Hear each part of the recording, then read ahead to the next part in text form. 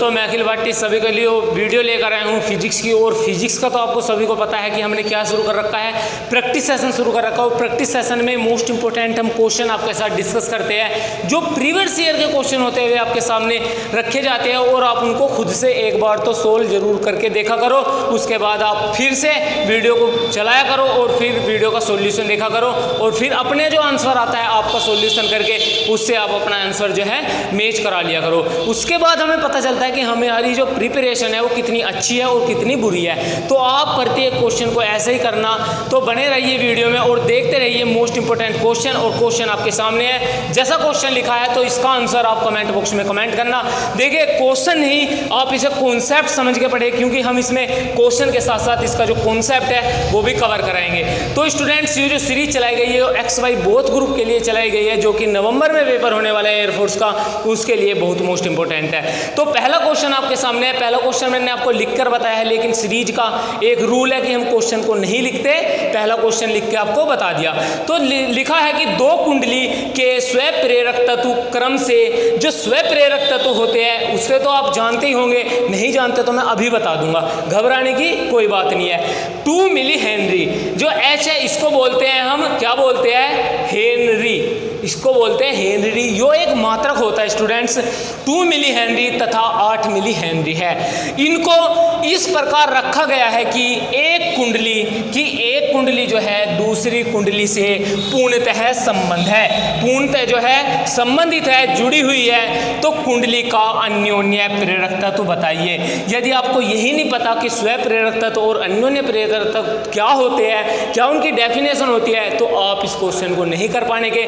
तो सबसे पहले हमें पता है कि सीरीज का क्या रूल है, कि सबसे पहले क्वेश्चन, फिर उसका कॉन्सेप्ट और फिर उस क्वेश्चन का सॉल्यूशन। तो देखिए आपके सामने क्वेश्चन मैंने आपको बता दिया है। अब इसका मेरे बात पे ध्यान रख के गौर करके इसका कॉन्सेप्ट आप समझ लीजिए। चलिए शुरुआत करते हैं। दो कुंडली है, देखिए जो दो कुंडली है, ये जो हमारा चैप्टर आता है कुंडली का, स्व प्रेरक तत्व का, अन्योन्य प्रेरक तत्व का, जो आता है हमारा चुंबकीय प्रेरण वाला जो चैप्टर होता है, उसमें हमारा जो है ये सब हमारे साथ डिस्कस किए जाते हैं उस चैप्टर में। यदि चैप्टर आपने नहीं किया तो करा दूंगा मैं भी, लेकिन आप कॉन्सेप्ट के अकॉर्डिंग इसको समझिए। स्व प्रेरक तत्व, देखिए यहाँ पर लिखा है स्व प्रेरक तत्व क्रम से। देखिए स्व प्रेरक तत्व को हम करते हैं कैपिटल L से डिनोट, आई होप आपको समझ आएगा। कैपिटल L से इसको डिनोट करते हैं, और जो अन्योन्य प्रेरक तत्व है इसको करते हैं कैपिटल M से, इसको डिनोट करते हैं। तो आई होप आप समझ पाओगे। तो हमसे क्या पूछ रहा है कि दो कुंडली एक साथ जोड़ दी जाती है। जब स्टूडेंट्स याद रखना, जब हम दो कुंडलियों को एक साथ जोड़ते हैं तो हमारा एक फॉर्मूला बन के आता है कि जो M होता है अन्योन्य प्रेरक तत्व, वो होता है K√L1 ×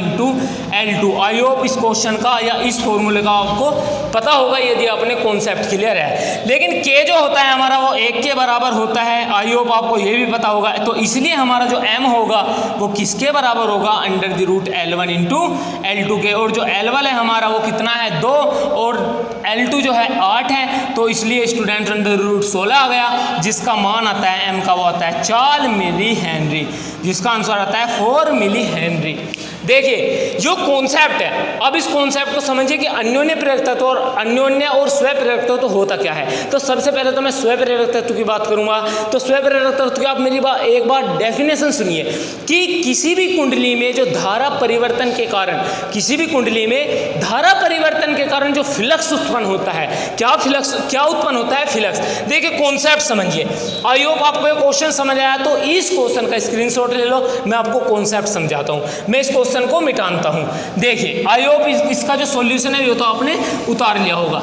चलिए जी, सबसे पहले इसका कॉन्सेप्ट समझते हैं कि आखिरकार अन्योन्य प्रेरक तत्व होता क्या है या स्व प्रेरक तत्व होता क्या है। देखिए अभी बताया कि स्व प्रेरक तत्व होता है कि किसी भी कुंडली में जो धारा परिवर्तन के कारण जो फ्लक्स उत्पन्न होता है, मतलब कि यदि I एम्पीयर धारा बह रही है तो जो फ्लक्स उत्पन्न होगा, फाई जो होता है वो समानुपाती I के होता है। जब इसका दोस्तों कांस्टेंट हटाते हैं, समानुपाती का निशान हटाते हैं तो कांस्टेंट लगाते हैं L × I। जो L होता है यही हमारा क्या होता है, स्व प्रेरक तत्व। आई होप आपको ये बात तो आ गई होगी समझ में। लेकिन मैं बात करूंगा अन्योन्य प्रेरक तत्व की, कि आखिरकार अन्योन्य प्रेरक तत्व क्या होता है। तो अन्योन्य प्रेरक तत्व की डेफिनेशन ध्यान से सुनिए कि यदि हम यदि किसी प्राथमिक कुंडली में जो धारा परिवर्तन कर दे, यदि किसी प्राथमिक कुंडली में धारा परिवर्तन कर दे और द्वितीय कुंडली में जो फ्लक्स परिवर्तन होता है, आप बात पर गौर दीजिए कि यदि हम प्राथमिक कुंडली I1 में परिवर्तन कर दे, धारा में परिवर्तन कर दे, तो जो phi2, इसका मतलब यह होगा कि द्वितीय कुंडली में जो फ्लक्स परिवर्तन होता है वो I के समानुपाती होता है। जो समानुपाती का निशान हटाते हैं तो phi2 = m × I, और जो m होता है हमारा वो होता है phi2 upon I1। I hope आपको ये बात तो बिल्कुल समझ आई होगी। और ये फॉर्मूले है इसके, और फॉर्मूले मोस्ट इंपॉर्टेंट है। और मात्रक तो क्वेश्चन में लिखा है कि स्वप्रेरक तत्व का क्या होता है, हेनरी होता है, ना कि मिली हेनरी। देखिए मिली हेनरी हमने जो ऑप्शन में भी मिली हेनरी में दिए थे, इसलिए हमारे जो ऑप्शन का आंसर आया था क्वेश्चन का वो भी मिली हेनरी में हमने आपको प्रोवाइड कराया था। यदि क्वेश्चन समझ आया तो यार वीडियो को शेयर कर दो, और कुछ नहीं करना। नेक्स्ट क्वेश्चन देखते हैं। नेक्स्ट क्वेश्चन क्या करूंगा मैं आपको बोल के बताऊंगा। आई होप यदि आपको ये क्वेश्चन समझ आता है या अच्छा लगता है कि ऐसे ही क्वेश्चन मैं आपको समझाऊँ या कॉन्सेप्ट के साथ समझाऊँ, तो यार एक बार वीडियो में लिख के बताओ कि भैया जी या तो कॉन्सेप्ट समझाओ या क्वेश्चन के साथ साथ कॉन्सेप्ट समझाओ, या केवल और केवल क्वेश्चन ही क्वेश्चन समझाओ। आप मुझे बता दो, मैंने 3 या 4 वीडियो कॉन्सेप्ट के साथ साथ क्वेश्चन की भी घेर दिया है, लेकिन आपने अभी तक कोई जवाब नहीं दिया। तो इसलिए आप इस वीडियो में जवाब जरूर दोगे कि क्वेश्चन के साथ कॉन्सेप्ट लूँ या कॉन्सेप्ट अलग लूँ या क्वेश्चन अलग लूँ, तो आप ये जरूर बताना। चलिए नेक्स्ट क्वेश्चन देखते हैं। और नेक्स्ट क्वेश्चन बहुत मोस्ट इंपॉर्टेंट है, ध्यान से सुनना और ध्यान से इस क्वेश्चन को करना, क्योंकि ये क्वेश्चन एयरफोर्स में बना हुआ है। देखिए वृत्ताकार समांतर प्लेट संधारित्र, क्या बोल रहा है, कोई वृत्ताकार है समांतर प्लेट संधारित्र की जो त्रिज्या है, क्या है, त्रिज्या जो है वो है r। एक जी वृत्ताकार है, यो वृत्ताकार क्या है जी, संधारित्र है। इसकी जो त्रिज्या है वो कितनी है जी, कैपिटल R है। अब क्या कह रहा है कि यदि संधारित्र की धारिता, यदि संधारित्र की धारिता, इसकी जो धारिता है किसकी, संधारित्र की, संधारित्र की धारिता R त्रिज्या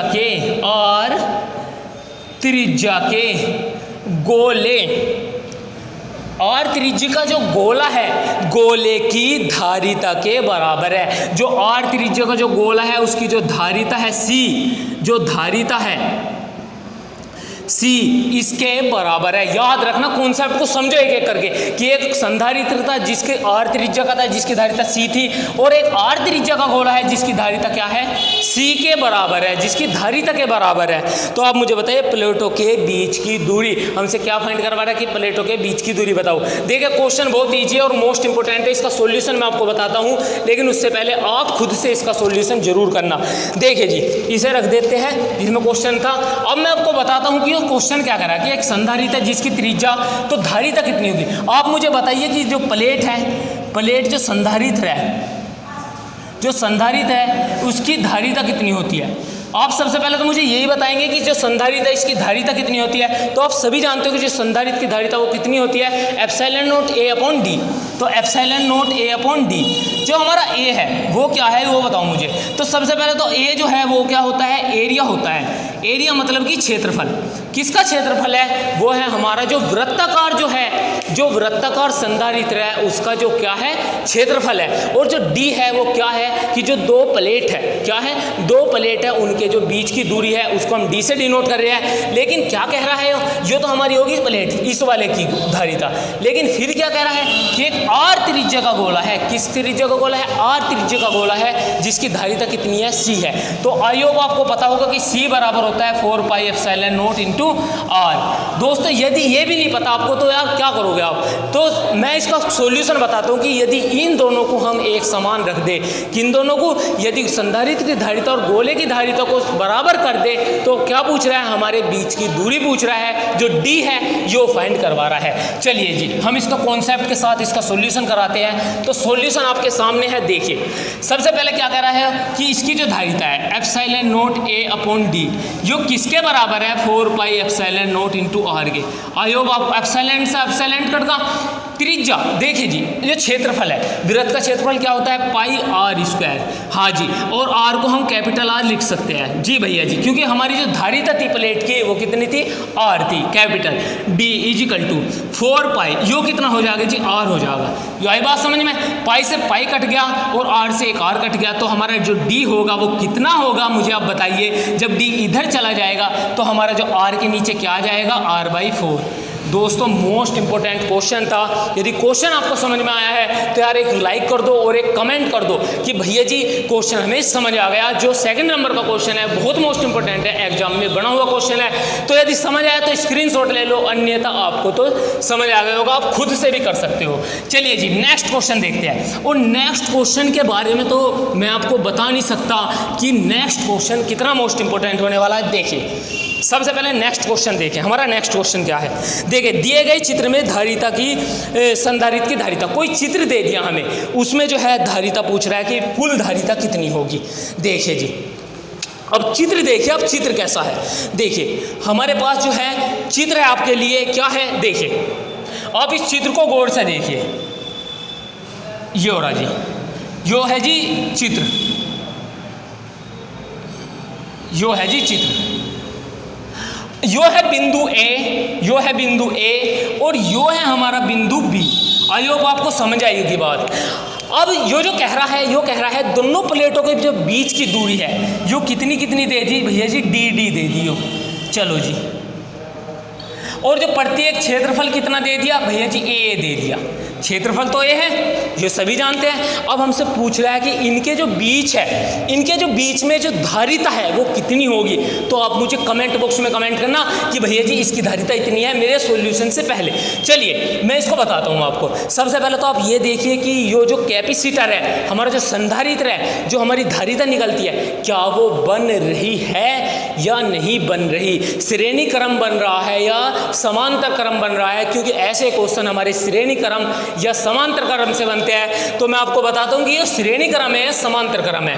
देखिए ए बिंदु को देखिए, ए बिंदु और दो प्लेट है, ये जो प्लेट है एक यो है और एक यो है, इन्हें आप देखिए एक सिरा किससे जुड़ा है, इसका एक सिरा किससे जुड़ा है, ए बिंदु से जुड़ा है, और जो दूसरा सिरा है स्टूडेंट्स, वो दूसरा सिरा जो है बी बिंदु से जुड़ा है। जो इन दो प्लेटों को देखिए, जो कितनी प्लेट हो गई, एक प्लेट, जो दो प्लेट हो गई, यो 3 प्लेट हो गई, एक दो प्लेट 3 प्लेट। आज आपको बात समझ आएगी। इसका एक सिरा ए बिंदु से जुड़ा है नहीं है, इसका प्लेट का दूसरा सिरा कौन से बिंदु से जुड़ा, बी बिंदु से जुड़ा। इस दूसरी प्लेट का एक सिरा बी बिंदु से जुड़ा है तो एक सिरा ए बिंदु से जुड़ा है। यदि तीसरी प्लेट का एक सिरा ए बिंदु से जुड़ा है तो दूसरा सिरा बी बिंदु से जुड़ा है। तो कौन सा क्रम हुआ स्टूडेंट्स, समांतर क्रम हुआ भैया जी। और समांतर क्रम में धारिता पता है हमें, C1 प्लस के C2 प्लस के C3, क्योंकि 3 प्लेट है तो C बराबर कितना हो जाएगा। आप मुझे बताइए कि पहली प्लेट की संधारित्र की धारिता कितनी होती है भैया जी, epsilon naught A upon D होती है, अभी बताया है। तो epsilon naught A upon D plus K epsilon naught A upon D plus K epsilon naught A upon D. आप मुझे बताइए तीनों को जोड़कर क्या आता है, तो C बराबर होगा 3 epsilon naught A upon D. देखिए स्टूडेंट्स मोस्ट इंपॉर्टेंट क्वेश्चन था, और इस क्वेश्चन पर भी आपने लाइक नहीं किया ना तो यार तुम तो सबसे बुरे हो। आप एक लाइक नहीं कर सकते, मैं इतनी मेहनत कर रहा हूँ आपके लिए, क्वेश्चन ला रहा हूँ, अलग अलग ठाकर अलग अलग जगह से क्वेश्चन ला रहा हूँ आपके लिए। ऐसे क्वेश्चन एग्जाम में आते हैं, मैं आपको बता भी रहा हूँ, और ये आए हुए क्वेश्चन है। तो यार इस क्वेश्चन के लिए एक लाइक कर दो, क्योंकि वो क्वेश्चन बहुत मोस्ट इंपॉर्टेंट है और ऐसे ही क्वेश्चन एग्जाम में बनते हैं। इसका दूसरा रूप देखिए, इस क्वेश्चन का दूसरा रूप देखिए, इसको जो है स्क्रीनशॉट ले लो, उसके बाद मैं दूसरा रूप बताता हूँ उसका दूसरा रूप कैसा आता है। आई होप आपने स्क्रीनशॉट तो ले लिया होगा। चलो दूसरा रूप देखो जी, इसका दूसरा रूप भयंकर रूप है, बिल्कुल भयंकर रूप कैसा आता है वो देखो, बिल्कुल भयंकर रूप है और क्वेश्चन 100% बनता है। देखिए जी पहली प्लेट देखिए जी, अब दूसरी प्लेट में भैया जी पहले तो थी भार, अब कहाँ रख दी, बी ए। अब इन दोनों के बीच बताइए कि इन दोनों के इनके बीच की दूरी डी है, ये क्षेत्रफल ए है दोनों का, सबका क्षेत्रफल ए है। आप इनसे पूछ रहा है, इस क्वेश्चन में पूछ रहा है कि इनकी जो है धारिता बताओ कि इनकी धारिता कितनी होगी, तुल्य धारिता पूछ रहा है। तो मैं आपको बता दूं स्टूडेंट, अब ये भी बता के हटो कि प्लेट जो है कब बनती है, जब एक सिरा एक सिरे से जुड़ा हो, मतलब जो दो प्लेट है तो उनका दोनों प्लेट के सिरे होने चाहिए, जभी तो हमारा संधारित्र बनता है कि एक प्लेट का दूसरी प्लेट का एक सिरा और दूसरी प्लेट का एक सिरा, तभी संधारित्र बनता है। यदि एक ही प्लेट के दो सिरे रख लिए तो संधारित्र नहीं बनता। तो आप इस डायग्राम में बताइए कि मुझे कि इसमें कितने संधारित्र बनेंगे, कितनी प्लेट जुड़ेंगी। आप देखिए सबसे पहले तो देखिए यो प्लेट जुड़ रही है ए की, यो प्लेट किसकी जुड़ रही है, बी की जुड़ रही है, तो एक संधारित्र तो ये हो गया। अब जो जिसको नहीं पता, जो सॉल्यूशन नहीं करता, वो इसको भी दो जोड़ लेगा, तो इसे तीन जोड़ लेगा, क्योंकि यो भी प्लेट है, यो भी प्लेट है, यो भी प्लेट है। आप मुझे बताइए कि जो दूसरा संधारित्र आपने जोड़ा क्या यो बनेगा या नहीं बनेगा।